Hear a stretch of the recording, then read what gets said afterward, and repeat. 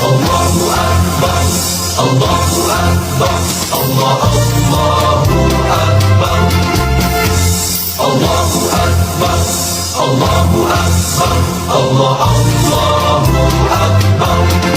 Salam ilahi menuntut kesatuan, maju serta membela kebenaran untuk negara, bangsa dan kemakmuran. Allah tegakkan, Allah tegakkan. Assalamualaikum warahmatullahi wabarakatuh.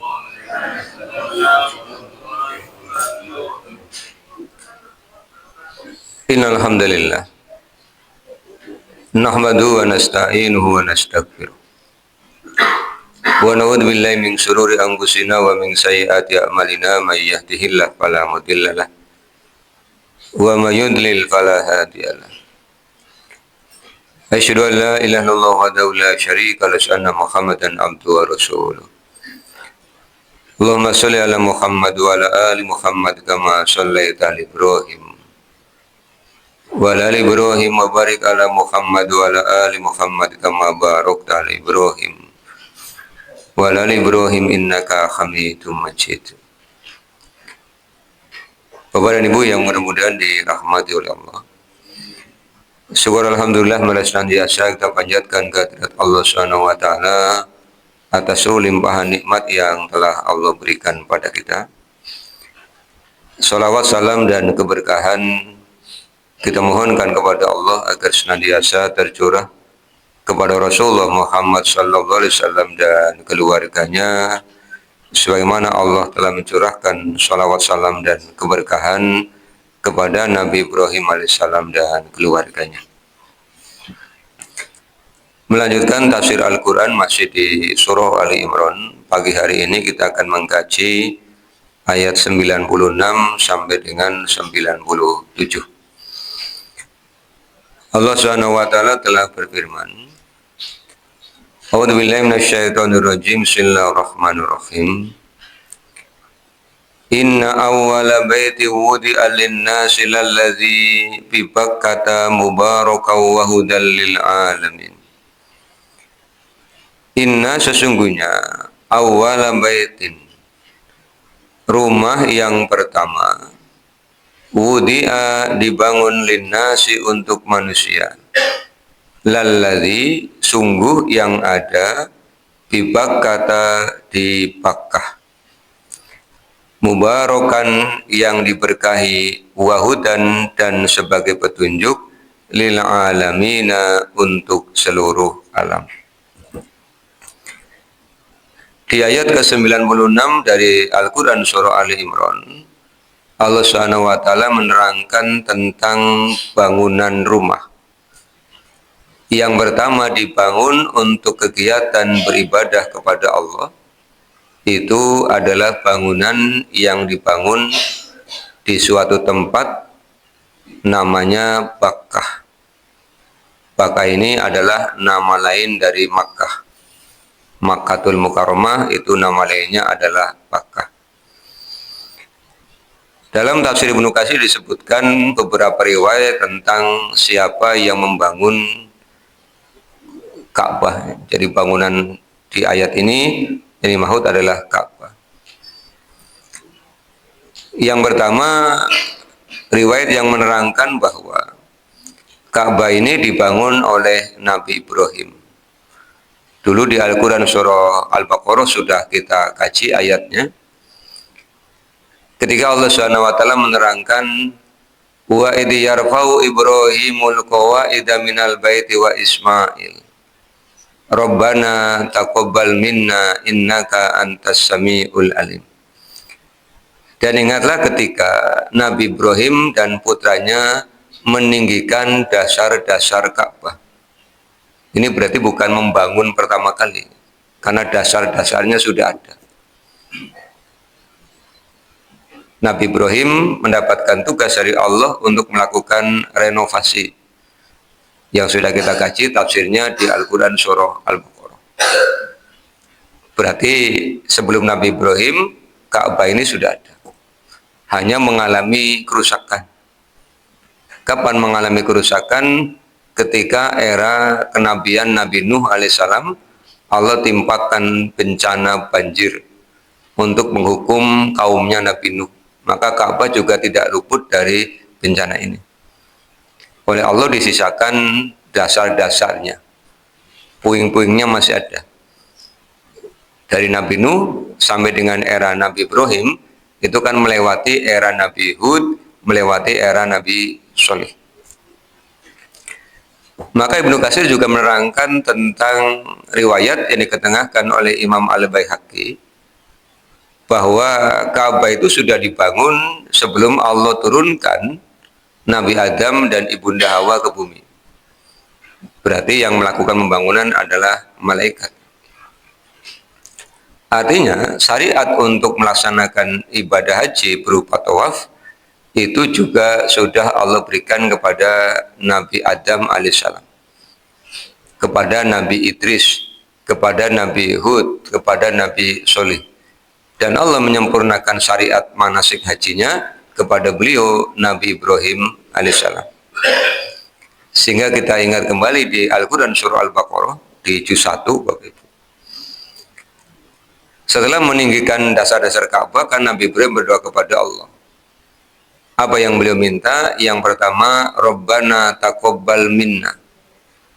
Ya Allah, terimalah dari kami. Nabi Ibrahim mengajarkan kerendah hatian, kerendah dirian di hadapan Allah Subhanahu wa taala dengan bermohon kepada Allah agar amalnya diterima. Rabbana taqabbal minna. Ya Allah, terimalah dari kami. Innaka antas samiul alim. Sesungguhnya engkau maha mendengar lagi maha mengetahui. Kemudian di ayat berikutnya, masih di juz 1 surah Al-Baqarah, Nabi Ibrahim berdoa kepada Allah, Rabbana waj'alna muslimaini laka wa min dzurriyyatina ummatan muslimatan laka wa arina manasikana wa tub alaina innaka antat tawwabur rahim. Ada 4 hal yang Allah minta di dalam doa ini. Yang pertama, Nabi Ibrahim meminta kepada Allah agar diperlihatkan tentang manasiknya. Maka kemudian kalimatnya Nabi Ibrahim ini menjadi ajaran yang lestari sampai sekarang. Sehingga orang yang akan pergi haji mesti sering mendengar kalimat manasik. Sehingga pertanyaannya, jenengan mau berangkat sudah berapa kali ikut manasik?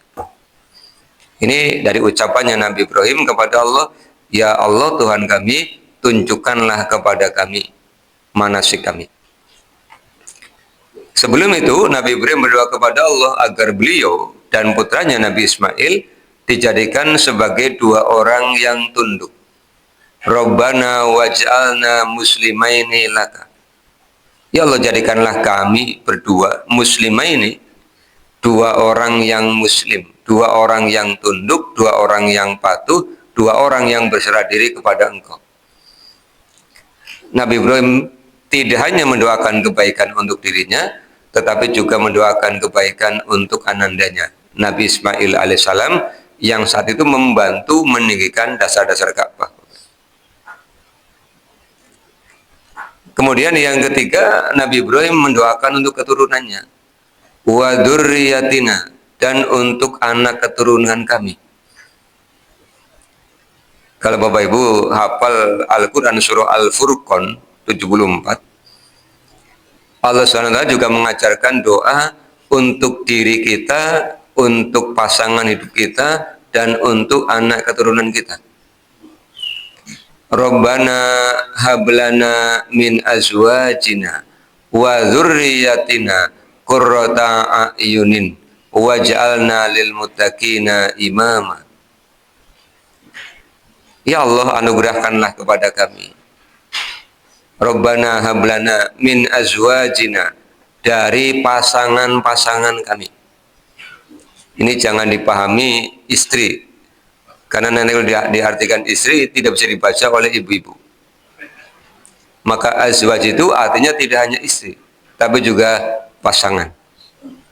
sebagaimana yang Allah terangkan di Al-Quran surah Ar-Rum ayat 21. Wa min ayati an khalaqalakum min anfusikum azwajan. Dan di antara tanda kekuasaan Allah, Allah jadikan di antara kalian azwajan, pasangan-pasangan. Maka Al-Furqan 74 dipahami, ya Allah anugerahkanlah kepada kami di antara pasangan kami. Maka ini permohonan yang sifatnya universal. Bisa dibaca oleh laki-laki mukmin, bisa dibaca oleh wanita mukminah. Apa yang diminta di antara pasangan itu? Kemudian meminta wa min dzurriyyatina, di antara anak keturunan kami, qurrata a'yun, penyejuk mata. Karena Allah SWT menerangkan ada kalanya istri, ada kalanya anak itu sebagai perhiasan. Zuyyina, Ali Imran ayat 14. Ada kalanya istri, ada kalanya pasangan menjadi penyejuk mata. Al-Furqan ayat 74. Tapi ada kalanya istri, ada kalanya anak itu menjadi aduwwul lakum, musuh. Nanti dibaca di Al-Quran surah At-Taghabun. Ada kalanya menjadi fitnah di Al-Quran surah Al-Kahfi. Nanti ayatnya dicek sendiri Bapak Ibu. Jadi Allah menyebutkan istri, anak itu dengan 4 sebutan: penyejuk mata, perhiasan, musuh, dan fitnah. Dan kita orang-orang mukmin menghendaki istri atau pasangan, anak itu menjadi 2 hal yang baik semua, perhiasan dan penyejuk mata.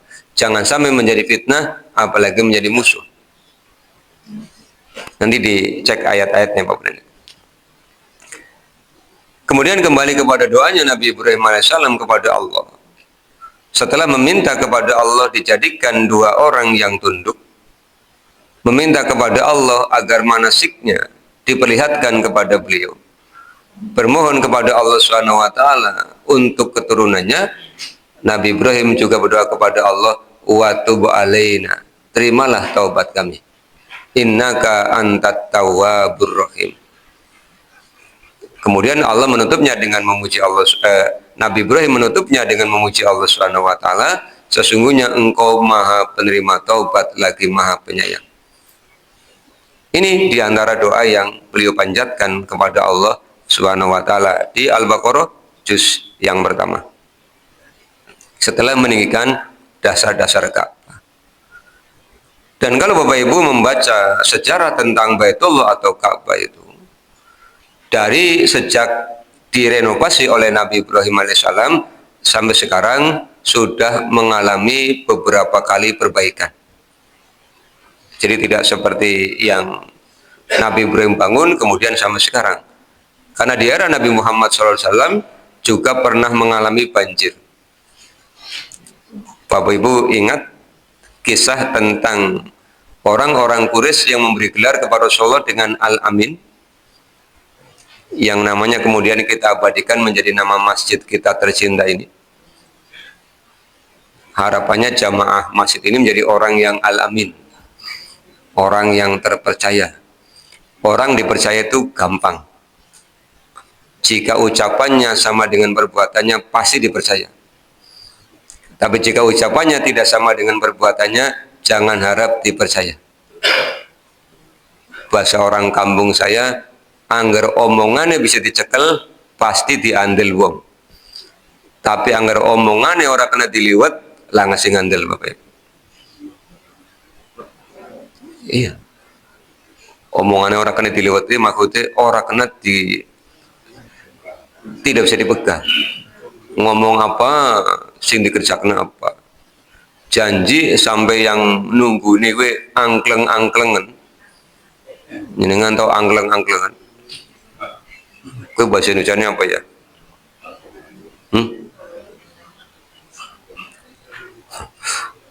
Janjian jam 7. Jam 7 sudah menunggu. Ngelongok maning, orang juga nyok. Gue bahasa mundune angkleng-angklengan. Jenengan pikirkan bahasa Indonesianya ya. Kita pikir orang ketemu-ketemu. Itu membuat dia tidak dapat dipercaya. Tapi kalau omongannya sesuai dengan perbuatannya, pasti dipercaya. Kembali kepada kisah Al-Amin, Bapak Ibu. Ketika Ka'bah juga ikut kebanjiran, maka Hajar Aswad ini geser. Setelah orang-orang Quraisy kemudian merenovasi Ka'bah, mereka berdebat siapa yang berhak menggotong Hajar Aswad ke tempat semula. Itu kalau Bapak Ibu yang sudah sampai ke Makkah untuk melaksanakan haji atau umroh, itu bisa melihat letak posisi Hajar Aswad di pojok sebelah tenggara. Tadi madep mana ya Pak? Tenggarakan sana ya. Itu guys ya. Sehingga semua masing-masing kabilah merasa berhak untuk mengangkat. Mungkin Bapak Ibu bertanya, urusannya apa ngangkat batu aja rebutan? Kehormatan. Maka yang diperbutkan bukan masalah ngangkatnya, tapi kehormatannya. Akhirnya kemudian diadakanlah musyawarah, diputuskan siapa yang berhak memutuskan siapa yang angkat batu ini adalah orang yang besok pertama kali datang ke tempat ini. Dan ternyata Allah mengendaki besok yang datang adalah beliau, Nabi Muhammad, yang saat itu belum menjadi Nabi dan Rasul. Begitu pagi orang pada datang, Rasulullah sudah ada di situ. Kemudian mereka bongbong. Kalau dia yang memutuskan, kita semua rela hati. Karena dia Al-Amin. Apa yang Rasulullah minta? Letakkan kain, Rasulullah ngangkat batunya, masing-masing kabilah perwakilannya megangi kainnya. Jadi semua merasa ikut ngangkat. Tapi yang megang batunya beliau. Termasuk yang meletakkan kembali ke tempatnya. Ini Allah sedang menunjukkan, ini loh calon utusan Allah. Yang saat itu orang-orang Makkah belum menyadari. Kalau kita tahu kan karena baca sejarah Bapak Ibu. Dan peristiwanya sudah selesai kan. Makanya kalau bolak-balik diceritakan, keseruannya kurang. Karena sudah tahu ceritanya. Tapi kalau baru mendengar, kita merasakan keseruan, merasakan psikologis saat itu. Tapi kalau menceritakan, mendengar cerita sambil membayangkan peristiwa itu, kita bisa merasakan ketegangannya. Semua orang pengen. Diletakkan kembali ke tempat. Nanti dibaca, Bapak Ibu, tentang Hajar Aswad. Posisinya termasuk pernah dicuri juga. Siapa yang mencuri, silakan cari tahu, Bapak Ibu. Iya, dan tidak usah WA saya, Pak, tolong ceritakan gitu kan, cari tahu sendiri. Mau dikasih PR, kok tanya lagi gitu ya. Nanti dicarilah. Ya. Ini Ka'bah dengan Hajar Aswadnya. Nanti yang mau pergi haji atau pergi umroh, jika berkesempatan silahkan mendekat dan mencium Hajar Aswad. Tapi jangan diniatkan haji dalam rangka mencium Hajar Aswad. Ingat ucapan Umar bin Khattab. Ketika dia mencium Hajar Aswad, apa kata Umar? Jika aku tidak melihat Rasulullah mencium kamu, aku tidak mau mencium kamu. Karena kamu hanya batu biasa, kata Umar begitu. Dan ketika mencium Hajar Aswad, tidak boleh hatinya geser. Nanti malah jadi syirik. Atau berharap begitu pulang, tambah jaya usahanya misalnya. Itu malah jadi syirik. Makanya jika berkesempatan ya silakan, jika tidak jangan memaksakan diri. Apalagi sampai melakukan kecurangan misalnya. Bayari orang, suruh ngikuti kanan kiri supaya bisa mendekat. Ibadah itu jangan dilakukan dengan kecurangan. Mau pergi haji biar cepat berangkat melakukan kecurangan, jangan, ini ibadah. Yang tujuannya adalah mabrur. Bagaimana mau mabrur kalau ibadahnya diawali dengan kecurangan? Ben cepat mangkat, umurnya tambahi supaya rada katon tua. KTP-nya diganti. Aslinya umurnya nambah 55 jadi 85. Itu kan ya angel, Pak. Masa sih 85 6 kayak gue, itu kan manipulasi. Jangan melakukan kecurangan untuk beribadah kepada Allah. Allah tahu. Ya, Bapak Ibu. Masih ada ibadah-ibadah yang bisa kita laksanakan. Ini tentang Ka'bah. Kemudian Allah Subhanahu wa taala menyebutkan tentang dua kebaikan terhadap Ka'bah ini. Yang pertama mubarakat, tempat yang Allah berkahi. Di antara keberkahan yang Allah berikan kepada Ka'bah, masih ingat di tafsir surah Al-Baqarah, masih di juz pertama, Allah Subhanahu wa taala menyampaikan wa ij'alnal baita masabatan lin-nasi wa amna. Dan ingatlah ketika kami jadikan Ka'bah itu sebagai masabah. Apa masabah itu? Tempat berkumpul. Maka jangankan orang yang sudah haji dan umroh, Bapak Ibu. Jangankan orang yang belum haji dan umroh, yang baru pulang saja mesti ngomongnya pengen ke sana lagi. Allah berikan kerinduan kepada orang-orang mukmin untuk datang ke sana. Bahkan ada yang berjalan kaki. Mereka yang tinggal di negeri-negeri sekitar Arab Saudi yang tidak melewati lautan itu kan berjalan kaki bisa. Nah, ini dilihat di peta. Negara-negara mana saja yang tidak melewati lautan untuk bisa berhaji. Nah, kalau kita yang tinggal di Indonesia, kalau dilihat di map, jaraknya hampir 8.000 km. Jalan kaki tidak bisa. Kenapa? Melewati lautan. Samudra apa, Bapak? Ya, Ngerora Hindia berarti Pasifik ya. Ngotakon karo guru geografi ya, Pak. Rada kelalen kayaknya. Kayaknya Pasifik. Ya, Ngerora Pasifik ya Hindia, orang Hindia ya Pasifik. Ya, tidak mungkin kan melewati lautan sambil jalan kaki kan tidak mungkin. Perlu kendaraan untuk nyebrang.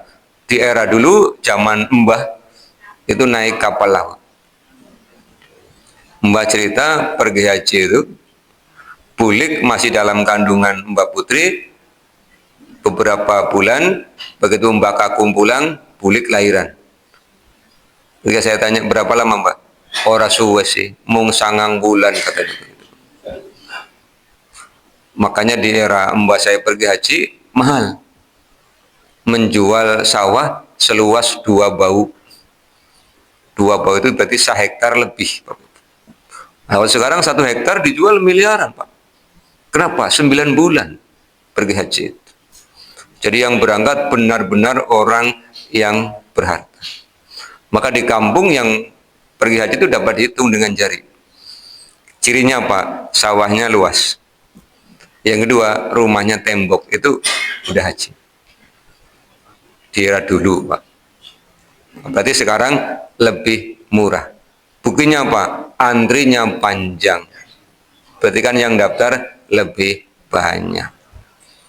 Yang kedua, kesadaran orang sekarang juga lebih tinggi untuk menunaikan rukun Islam yang kelima. Inilah keberkahan yang Allah berikan kepada Baitullah. Orang pengen ke sana. Ditanamkan kecintaan, kerinduan kepada orang-orang mukmin untuk ke sana.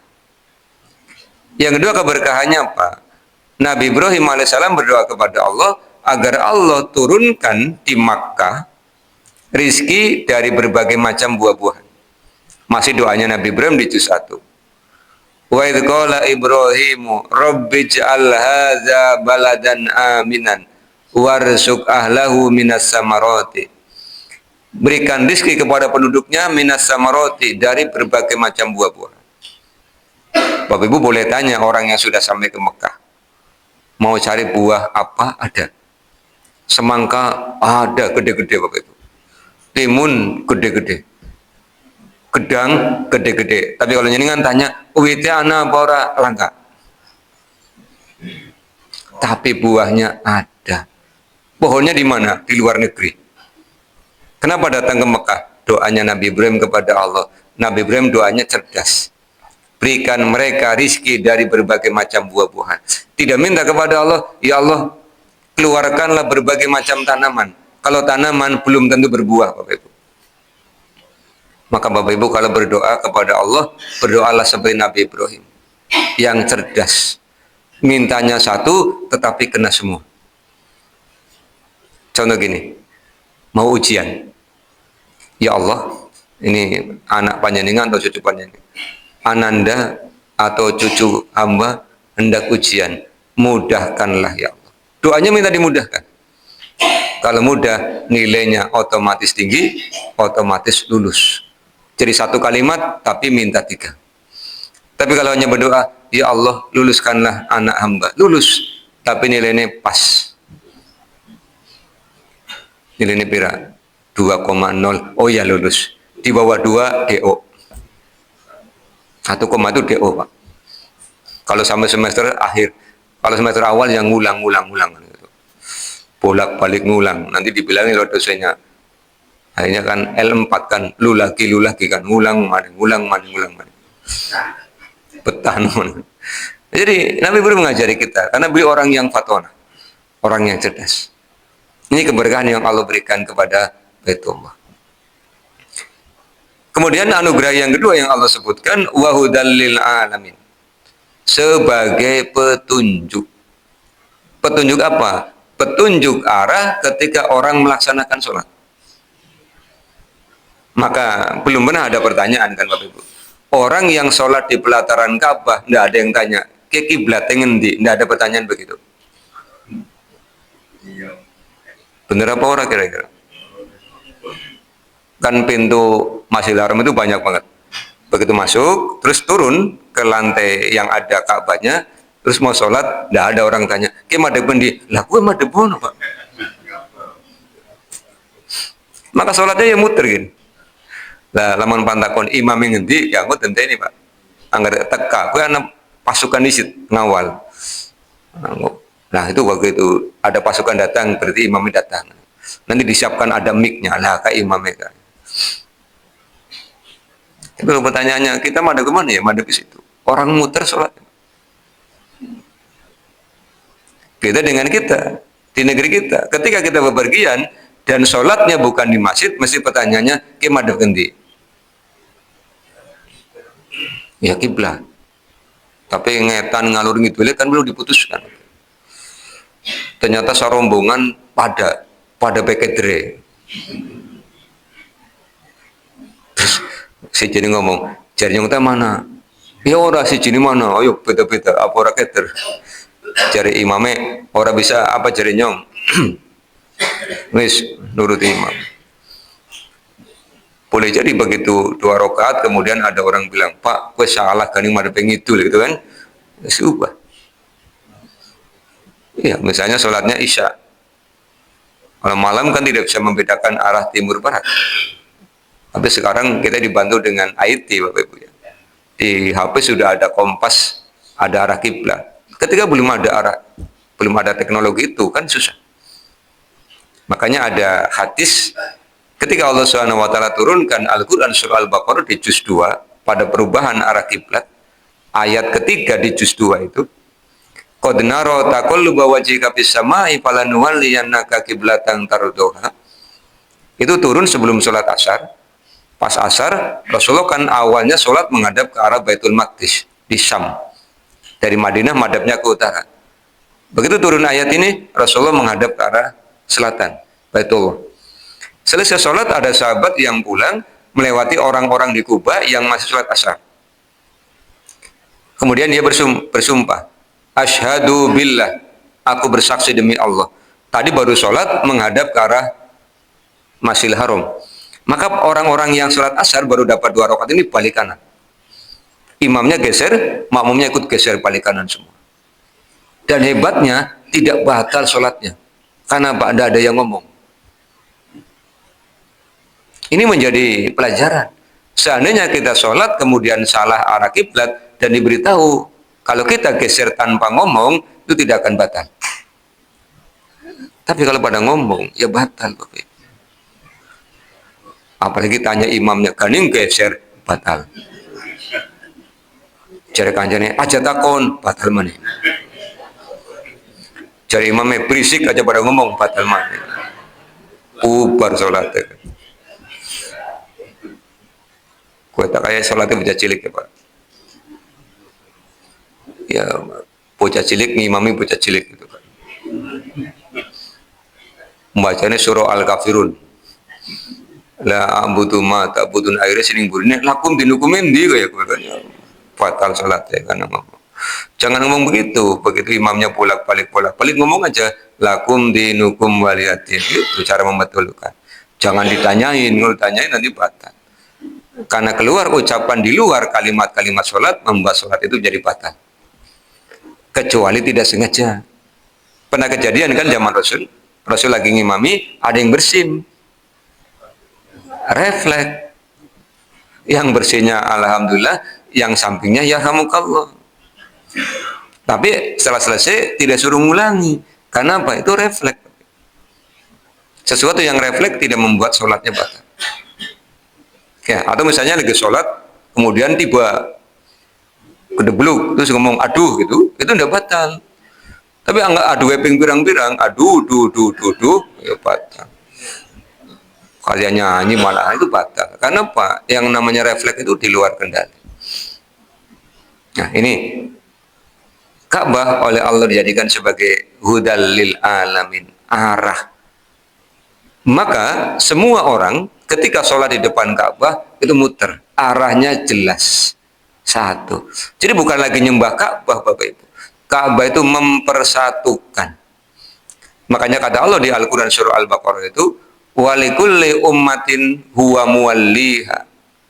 Tiap-tiap umat itu ada arah kiblatnya. Dan Baitullah adalah arah kiblatnya orang-orang Muslim. Makanya di Durusul Lugha ya, di Durusul Lugha disebutkan oleh penulis kitab ini ketika menerangkan mahasiswa yang ada di Madinah itu dengan kalimat hum min biladin mukhtalifatun. Mereka datang dari negeri-negeri yang berbeda. Kulit mereka berbeda, bahasa mereka berbeda, tapi Tuhan mereka sama. Allah. Nabi mereka sama, Nabi Muhammad. Kitab yang mereka baca sama Al-Quran. Dan arah ketika mereka sholat sama.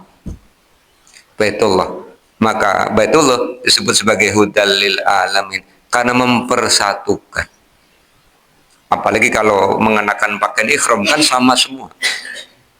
Warnanya sama semua. Ini Bapak Ibu. Ayat 96 dari Al-Quran surah Al-Imran. Sekarang kita ke ayat 97. Fihi di dalamnya ayatum bayyinatun. Ada tanda-tanda yang jelas. Apa tanda-tanda yang jelas itu? Maqamu Ibrahim. Maqam Ibrahim. Maqam itu bukan kuburan, Bapak Ibu. Maqam itu tempat. Maka kita akan sering mendengar kalimat, kita maqamnya beda, Pak. Kedudukannya beda. Ketika Nabi Ibrahim meninggikan dasar-dasar Ka'bah, kan yang namanya pondasi semakin ditumbuk semakin tinggi. Untuk menjangkau pondasi yang semakin tinggi ini, maka Nabi Ibrahim menyiapkan batu untuk berdiri. Kalau bahasa kitanya steger. Steger. Iya, untuk berdiri itu kalau tukang nembok kan begitu ya Pak. Iya, pakai dulu pakai bambu, nah, sekarang pakai besi, ya ini pasang gitu. Kemudian naik. Nabi Ibrahim pakainya batu, berdiri di situ, kemudian dia meninggikan dasar-dasar Ka'bah. Di Al-Quran surah Al-Baqarah masih di juz 1, Allah menyampaikan wattakhidu mim maqami Ibrahim musalla. Allah memberikan perintah dan jadikanlah di antara makom Ibrahim itu musalla, tempat sholat. Ini Ka'bah, kemudian di sebelah utaranya ada yang dikurungi, itu makom Ibrahim. Kemudian ada tembok melengkung. Nah disinilah tempat orang untuk sholat. Di depan pintu Ka'bah itu, disitulah itu sholat. Tapi untuk sholat di situ memang harus berebut, Bapak Ibu. Kalau ngadeg baiklah nyongta sak nyandak orang nyandak, Pak. Anjo gasuk maning masa kebahagiaan beli. Sama dengan orang yang ingin berdoa di rodo, terus jagong baik orang bakal bisa kudu usaha. Kemarin ketemu dengan saudara yang baru pulang umroh, saya tanya, sempat ke rodo Mas? Sempat. Nunggunya berapa? 2 jam. Di situnya berapa? Beberapa menit. Karena begitu sudah begini, Digeret. Kongon gantian. Itu sudah mengangkat tangan, sudah berdoa, ya digeret gantian. Lah yang antri panjang, tidak boleh berlama-lama di situ. Ini bukan menyamakkan Bapak Ibu ya. Tapi saya teringat ketika safar kemudian sholat di musola pom bensin. Musola pom bensin kan rata-rata kecil ukurannya. Ya paling kalau untuk sholat bisa 2-3 sop. Tapi sopnya kan tidak banyak. Iya paling sop pertama 3 orang. Nanti semakin ke belakang kan semakin kecil. Karena ukurannya kan kecil. Lah kami sudah nunggu ada jamaah yang selesai sholat malah zikir bersama, lama banget Pak. Pada sholatnya maghrib. Maghrib itu kan waktunya sangat pendek. Kita berdiri depan pintu, mau negur kayong ora kepenak, orang negur kala-kala engkau keburu isya kan gitu ya Pak. Tapi ada yang kemudian mengingatkan, Pak, mohon maaf Pak, gantian Pak. Kalau mau zikir jamaah nanti aja di tempat lain, jangan di sini. Hanya imamnya tadinya sudah mau mulai zikir, berdiri, kemudian keluar. Ya gantian. Itu di musola pom bensin karena apa? Kepentingannya sama orang pengen sholat semua. Apalagi di Maqam Ibrahim yang oleh Allah disebutkan secara khusus, maka semua orang ingin sholat di sana. Lalu supaya bisa sholat di sana, ya ada keinginan untuk bisa masuk dan ketika mau sholat harus tolong menolong. Caranya bagaimana? Nawari orang lain dulu. Pak mau sholat? Iya, kita jaga nih. Oh, gandeng-gandengan. Biarkan dia sholat. 2-3 orang ini selesai, dia gandengan, kita yang sholat di situ. Tapi kalau bilang, aku di situ, durung karuan ditulungi Pak. Kewong egois. Mau di situ rampung malah lu, nggak orang gantian. Mas caranya nawari orang dulu. Kalau nawari orang dulu, orangnya pasti akan bantu kita. Itu kalau ingin di sana. Tapi kalau tidak berkesempatan, semakin kan sambil tawaf. Ternyata ketika tawaf bukan semakin dekat itu. Keseret tambah tuh ya sudah. Makanya kalau mau sholat di Maqam Ibrahim ketika tawaf harus semakin dekat, jadi ngaras. Jadi ibadah haji itu hampir 90% fisik. Makanya bisa disaksikan ciri-ciri orang mau pergi haji Bapak Ibu. Ini ciri-cirinya. 1, melaku anggresuk. Ini ciri-ciri wong pan mangkat haji berarti. Titenik. Akan nggak lesuk melaku lanang wadon kipan mekat kaji kayong ini.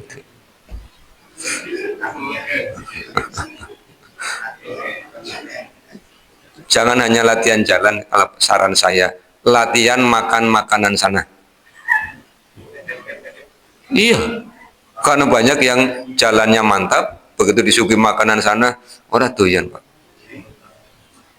Bilang ayam di gede-gede teman. Tadi saya latihan tuku ayam sih gede-gede Pak. Latihan makan roti sih gede-gede. Iya. Harus latihan juga supaya begitu datang ke sana. Nah, pan mangkat kaji ini kapan sih? 5 tahun lagi. Latihan mangane ngenteng-ngenteng apa Bapak? Nemu gitu. Fisiknya dikuatkan kan gitu ya. Ini fisik semua. Beda dengan sholat. Sholat itu tidak banyak aktivitas fisik. Sholat itu lebih banyak aktivitas rohani. Iya, makanya sebelum berhaji sholatnya dimantapkan dulu supaya rohaninya kuat. Iya, nanti begitu pulang tambah kuat. Jangan dibalik. Pas belum haji rajin jamaah, pas pulang haji nggak pernah jamaah. Ditanya gini waktu jamaah, pahalanya kakek Pak. Ada sekali sholat di Masjidil Haram berapa pahalanya? 100.000 kali lipat. Kita sholat di masjid ini butuh berapa tahun Bapak Ibu? Jangan begitu, harusnya begitu pulang tambah semangat. Kalau belum haji itu azan baru datang, setelah haji belum adzan udah datang. Sebelum haji ketika sholat Jumat azan baru datang. Setelah haji jam 11 sudah datang. Kenapa? Ketika berhaji sholat di Masjidil Haram itu jam 8 udah pada masuk masjid. Apora keren Pak. Jam 8. Sholat Jumat setengah 1. Nunggu berapa jam itu? Kenapa jam 8 udah masuk? Kalau berangkat ya jam 11, jangan harap bisa masuk masjid. Apalagi berangkatnya jam 12. Ninggili nih mana? Aduh nemen. Panasnya orang kira-kira. maka masuk, Mas. Jadi baca Quran bisa berjus-jus itu, Pak. Kalau jam 8 udah masuk. Di negeri kita mana ada. Pamit bojone jam 8 pan nganti Pak Jumatan. Jam 8 ya Pak, malah temu kayak gue. Yesuk. Nah ini Bapak Ibu. Ini diantara tanda-tanda yang Allah buat di dekat Ka'bah ada makam Ibrahim. Silakan sholat di situ, silakan berdoa di situ. Kemudian apa yang Allah berikan garansinya? Wa man dakhalahu kana amina. Siapa yang masuk ke Masjidil Haram yang dekat dengan Ka'bah, Allah berikan jaminan keamanan. Bahkan Ka'bah ini oleh Allah bangunan yang Allah lindungi. Nanti baca tafsir Al-Quran surah Al-Fil. Al-Fil. Apa Al-Fil? Gajah. Menceritakan tentang apa? Upaya Abroha menghancurkan Ka'bah. Tapi oleh Allah, Abroha dihancurkan dengan makhluk yang ukurannya lebih kecil daripada gajah. Ababil. Yang melempari dengan sijil. Apa itu sijil? Nanti baca tafsirnya Bapak Ibu ya. Jadi PR-nya ada dua, ini kerjakan ya, jangan tidak mengerjakan. Tadi apa pertama PR-nya? Sejarah Hajar Aswad. Yang kedua membaca tafsir surah Al-Fil. Ini PR-nya. Kalau tidak dikerjakan ya dengan khianat kepada guru berarti. Jadi kerjakan. Nggak usah dikumpulin, sini tidak akan dikoreksi, dibaca aja. Ya, kemudian perintah berikutnya apa kata Allah? Walillahi alan nasi, walillahi dan untuk Allah alan nasi kepada manusia hijjul baiti. Hijju itu apa artinya? Berhaji. Hijju itu apa artinya? Berkunjung. Berkunjung, berhaji ke Ka'bah. Allah sudah menyebutkan haji itu adalah al-baiti ke Ka'bah. Maka tidak ada haji ke tempat lain. Harus ke Ka'bah. Lalu kita ke Madinah apa Pak? Itu ziarah ke Nabawi gitu kan. Karena haji itu ya di Ka'bah sih. Orang Madinahnya aja pada ke Mekah. Lalu kenapa kita hajinya lama 40 hari? Terkait dengan proses keberangkatan dan perpulangan Bapak Ibu.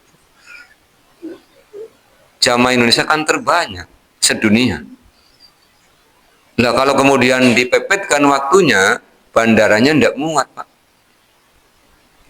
Dulu saya tuh mikir begini, wong langit amba ya, langit kan amba nemen Pak. Tapi saya kalau lihat pesawat, mesti lewatnya di situ terus. Kenapa pesawat tidak bisa lewat ke tempat lain? Ternyata ada jalur penerbangan. Iya. Oh iya ya. Tak kira karena langit luas terus sakarpe dewek kapal pan metung meng di bebas. Ternyata tidak semudah yang saya pikirkan. Kenapa? Karena ada pegunungan. Sekarang kalau pesawat terbang kemudian sekehendak hati, ya bisa nyarung ning gunung, Pak. Iya kan, nabrak pegunungan kan kapal yang meledak. Oh iya. Kapal laut juga begitu ternyata kan. Ada jalur pelayaran. Pikiran saya, wong segara amba bisa dikudurin lewat Timone. Ada jalurnya. Karena ada batu karang, ada pegunungan di dalam lautan kan begitu ya Pak. Ada arus. Oh iya. Ya maklum wong tidak pernah belajar tentang kelautan kan pikirannya. Ini begitu diberitahu, oh iya. Maka berhaji itu hanya ke Ka'bah. Tetapi Allah SWT memberikan syarat siapa yang kena kewajiban berhaji? Man orang-orang istato'a ilaihi. Yang istito'ah, punya kemampuan. Kemampuan apa? Satu, finansial. Duit ya Pak? Tidak duit nggak apa-apa Bapak Ibu. Uang boleh. Kan tidak harus duit ya. Aku udah duit Pak. Uang duit ya orang apa? Fulus ya boleh. Apalagi? Cuan boleh. Karena apa? Perjalanannya jauh, butuh transportasi, bayar. butuh penginapan, bayar. Butuh makan selama di sana, bayar. Kendaraan di sana, bayar. Jangan lupa oleh-oleh. Iya kan? Nanti kalau pulang masih kan ditanyai tetangga-tetangganya. Cari barca haji. Iya, ya korma-korma mburan lah kakek. Anak, yuk nih rumah yuk. Air zam-zam, anak. Kacang Arab, anak. Apa maning mbak? Ya, mbak. Kismis, anak. Coklat acak lalen coklat. Kalau belinya tidak di sana ya jangan ngomong beli di sana.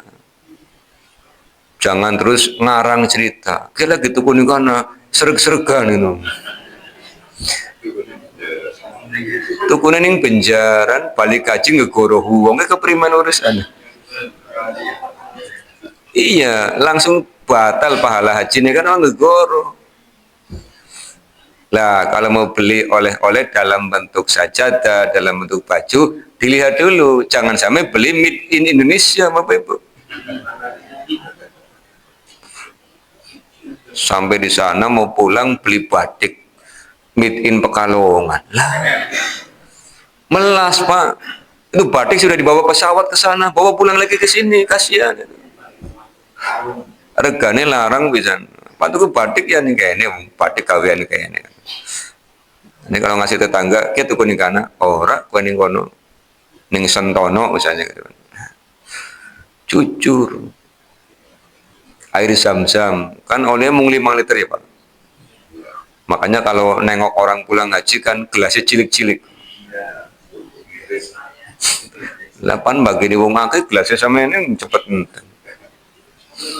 Makanya saya kalau nengok orang pulang haji dikasih air zam-zam gelasnya kecil, itu tidak saya minum Pak. Kenapa? Pandinung kurang, panjaluk maning isin. Jadi orang tanya. Mesti kan nanti orang itu lihat. Orang tinung kan. Aslinya pengen sih Pak. Ya so. Kurang, nyong bisa minum gelasnya gede. Ya wis balik ke carry ya. Iya nanti kalau teman-teman udah pulang dikasih lagi Pak. Kan balik ke carry sih gitu ya. Iya, wong minum itu kan sesuatu yang istimewa Bapak. Makanya yang nanti mau berangkat umroh, mau berangkat haji, jangan lupa setiap masuk Masjidil Haram minum Pak, sepuasnya. Itu kan ada 2 tabungnya ya. Ada yang dingin, ada yang tidak dingin gitu kan. Itu ditulis ada tulisannya, drinking only, hanya untuk diminum. Jadi aja digawani balik Pak. Jangan setiap masuk bawa botol kosong. Waduh ini. Biasa. Nimba. Wadai bungkus nganggo lakban gitu ya. Ngodong balik ngandani kancane. Kayak ngodong nyenengan pan mangkat ajak lalen nggo botol sing akeh malah diware kayaku. Tulisannya drinking only, hanya untuk diminum bukan dibawa pulang. Kowe kira-kira dosa apa ora Bapak Ibu? Ya, jangan lakukan itu. Pokoknya masuk ya minum kan gitu. Yang kalau teman-teman di tanah air, jenengan enak, jenengan minum air zam-zam terus, jenengan pengen, iya mangkat. Dan yang udah duit jaluk karo sing maha kaya Allah Subhanahu wa taala. Jaluk usahane sing kendang nabung. Kalau Allah memanggil, insya Allah jalannya ada. Wong kadang-kadang Bapak Ibu ya, cita-cita saja tidak berani. Jenengan orang pengen mangkat kaji, Pak, boro-boro mangkat kaji, Pak, kumangan bekangelan gitu. Jenengan sariawanan mangane kangelan gitu kan begitu. Orang sariawanan ngasap sadina enteng sadina. Mulane ndonga ning Allah. Kapan dongane? Kayak anget lagi jagong, lagi sholat pun donga. Si olin donga, lagi si Robbik firli warhamni wajburni wahdini warsukni. Kowe warsukni ya lu rezeki. Iya ya, nyong ora tau jago kaya kowe mulane jago kaya kowe. Salat jaluk terus. Nah, mulai salat ngasab sengaja ditabung. Angger sadina nabung 2 juta Bapak Ibu. 13 dina bisa daftar kaji Pak. Kan selawe ya. Cukup 13 dina, sadina nabungnya 2 juta. Kira-kira nyambut gawe apa ke dina 2 juta? Angger dagang insya Allah bisa Pak. Angger pegawai ya angel wong gaji saulan sabjane Mas. Iya, makanya kalau pengen hartanya banyak, jadilah tajirun. Tajirun kan bahasa Arab, artinya pedagang. Sudah menjadi bahasa Indonesia, tajir berarti sugi. Pengen sugi dari pegawai ya angel Pak. Angel, wis gajiane semono-mono nih. Enggak dina kok ngesak duit, bojone takon duit apa Mas gitu kan. Nah, itu ya Pak, tajirun. Supaya istatoa nabung. Tajirun. Yang kedua istatoa secara fisik. Makanya ada tes kesehatan ya Pak. Sehat. Iyalah 40 hari fisik semua. Tawaf itu fisik, sa'i itu fisik, apalagi lempar jumroh itu fisik. Dari Makkah ke Arafah, dari Arafah ke Musdalifah, dari Musdalifah ke Mina kan fisik semua. Tapi banyak cerita orang-orang yang di tanah air sakit begitu haji mendadak sehat. Karena Pak motivasinya berlipat-lipat. Iya. Jadi kekuatan manusia itu tidak hanya pada fisik sebenarnya, pada niat. Tak contoh nih Pak. Ini mohon maaf sekali ya. Banyak orang yang rumahnya dekat ke masjid. Tapi orang niat, orang anjuk-anjuk Pak. Tapi kadang pit-pitan. Bisa untuk ngendi baik. Karena niat. Maka niat itulah yang membuat kita tergerak untuk melakukan apapun. Makanya yang belum haji, yang belum umroh diniatkan. Mulai nyelengi. Terus seleng ini kira-kira orang jadi buka Pak. Karena banyak orang yang nyelengi, sore nyelengi, esok cukup sing sore.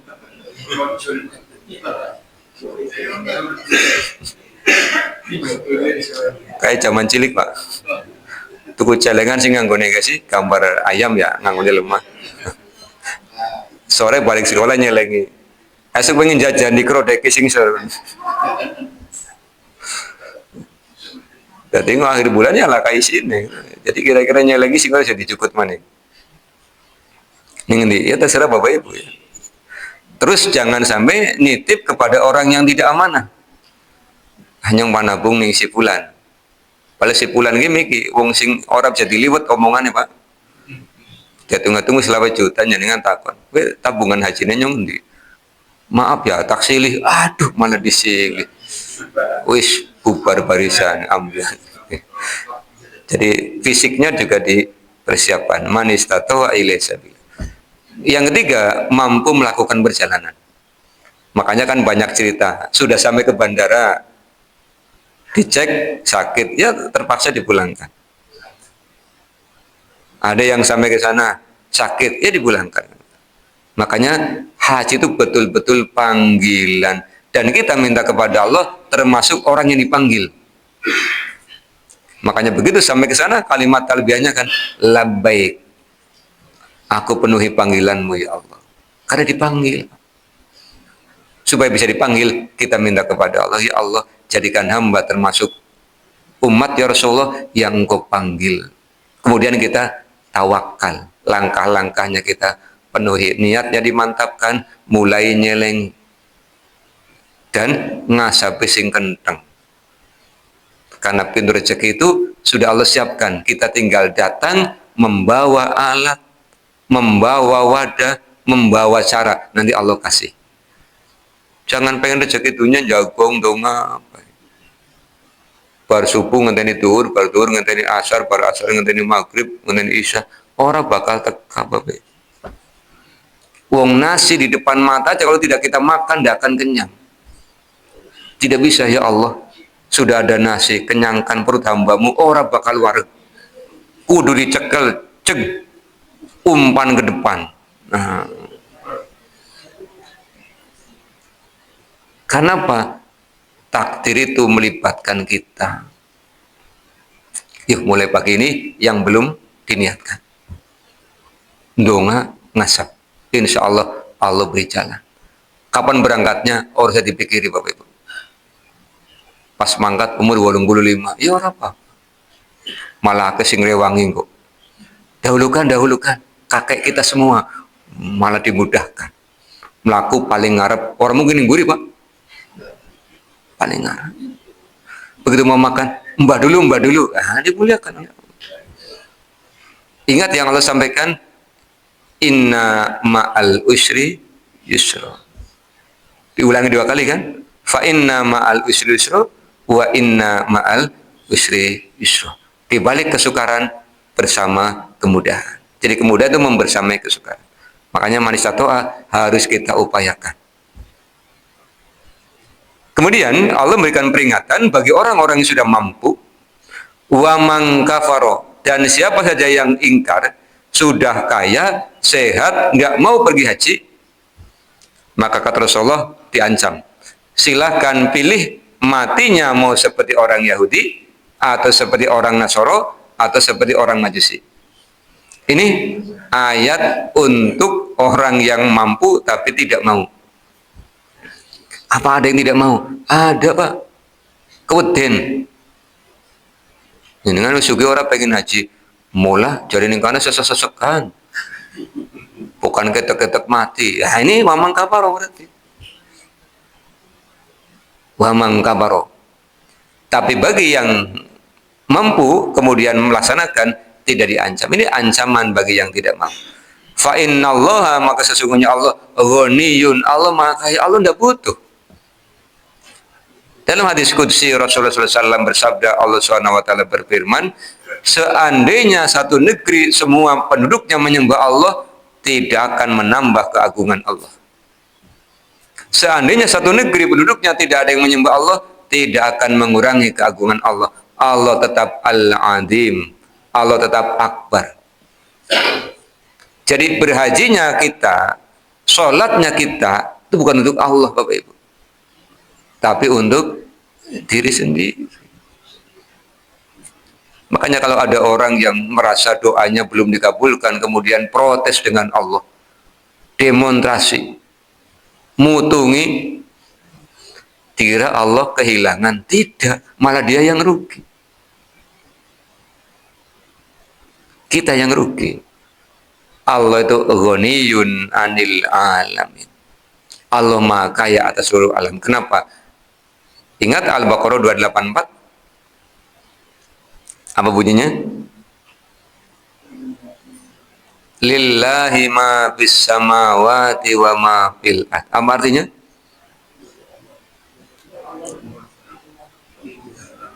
Apa artinya Bapak Ibu? Jadi ngapal semua ya ayat ini. Milik Allah apa yang ada di langit, apa yang ada di bumi. Allah Maha Kaya, langit milik Allah beserta isinya, bumi milik Allah beserta isinya. Maha Kaya. Kalau Bapak Ibu yakin Allah Maha Kaya, mintanya kepada Allah. Maka ada doa yang Rasulullah ajarkan, Allahumma inna nas'alukal huda wat tuqa wal afafa wal ghina. Minta diberikan kekayaan kepada Allah. Mintanya kepada Allah. Aja pengen sugih tekanan yang dukun. Dukunnya umai pinggir kali. Ning tanah irigasi. Pan rubuh. Terus ngomong, Mbah, nyong pengen sugih. Dukunnya jawab, nyongnya ora sugih. Iya. Jangan keliru, mintanya kepada Allah. Karena Allah menyebut dirinya ghaniyun. Ada kalanya Allah menyebut ghaniyun hamid. Al-Baqarah 263. Qaulum ma'rufun wa maghfiratun khairum min shadaqati yatbauha adha. Ghaniyun hamid. Al-Baqarah 267 juga sama. Ya ayyuhalladzina amanu anfiqu min thayyibati ma kasabtum wa mimma akhrajna lakum minal ard wala tayammamul khabisa minhu tunfikuna walastum bi ahidihi illa an tughmidu bi wa'lamu annallaha ghaniyun hamid. Allah Maha Kaya. Bapak dan Ibu yang mudah-mudahan dirahmati oleh Allah, ayat 96, 97 menyemangati bagi kita semua. Yang sudah pergi haji, saya pesan tidak usah berangkat lagi. Marai tambah dawa antrian nih, cukup sekali aja. Wong sahabat itu bertanya pada Rasulullah ketika Rasulullah bilang tentang haji, ya Rasul, apakah tiap tahun? Rasulnya diam. Apakah tiap tahun? Rasulnya diam. Apakah tiap tahunnya Rasul? Rasulnya diam.